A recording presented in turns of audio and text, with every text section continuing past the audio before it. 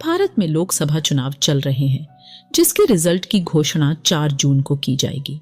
इसलिए हर पार्टी अपनी ओर से जीतने की पूरी कोशिश कर रही है।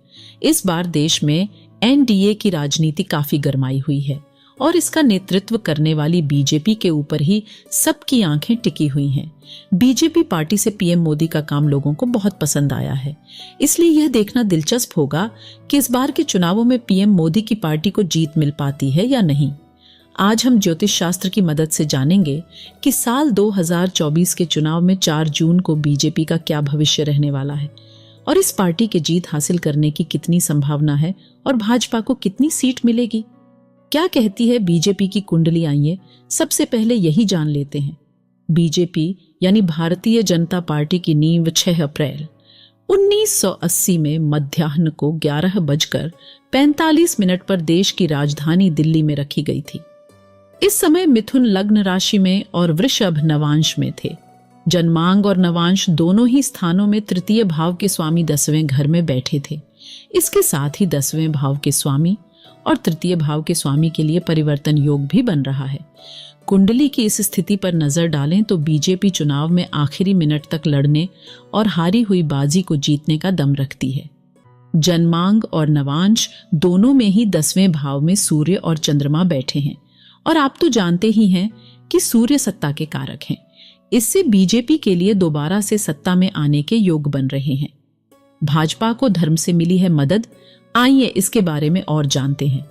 बीजेपी की कुंडली में जन्मांग और नवांश दोनों में चौथे भाव के स्वामी धर्म के भाव यानी 9वें घर में विराजमान हैं। इससे पार्टी को धर्म से जुड़े मसलों से लाभ होने की संभावना है। धर्म से जुड़े मामलों के दम पर बीजेपी जनता के बीच काफी प्रसिद्ध हो चुकी है और अब उसे चुनाव में भी इससे मदद मिलने की संभावना है। इसके अलावा बीजेपी की कुंडली में ऐसे कई राजयोग भी बन रहे हैं जो उसे एक बार फिर से सत्ता में लाने में योगदान दे सकते हैं। बीजेपी के वर्तमान में सितारे क्या कह रहे हैं? 16 फरवरी 2024 से बीजेपी की चंद्रमा की महादशा में बुध की अंतर्दशा शुरू हो गई है। इस समय चंद्रमा बीजेपी के लिए नीच भंग और गजकेसरी योग बना रहे हैं। इस योग के प्रभाव से पार्टी को राजनीति के क्षेत्र में सफलता मिलने के संकेत हैं। इनकी समृद्धि और संपन्नता में भी इजाफा हो सकता है। नवांश कुंडली की बात करें तो यहाँ चंद्रमा 10वें भाव में विराजमान है और दशमांश कुंडली में 10वें भाव के स्वामी शुक्र के साथ चंद्रमा तीसरे भाव में बैठे हैं।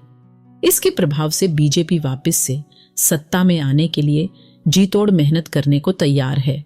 इस बार बीजेपी जीत हासिल करने के लिए अत्यधिक प्रयास कर सकती है। चुनाव के बाद बीजेपी की स्थिति क्या रहने वाली है और कितनी सीट आने की संभावना है, ये भी जान लेते हैं। लग्न और चौथे भाव के स्वामी बुध केतु के साथ विराजमान हैं। इसके बाद बीजेपी के लिए केतु की अंतर्दशा शुरू होगी। केतु के शुभ प्रभाव से बीजेपी जनता के बीच काफी लोकप्रिय हो सकती है। देश में बीजेपी धर्म का एक नया रंग घोल सकती है। धर्म के आधार पर बीजेपी को काफी लाभ होने के संकेत हैं।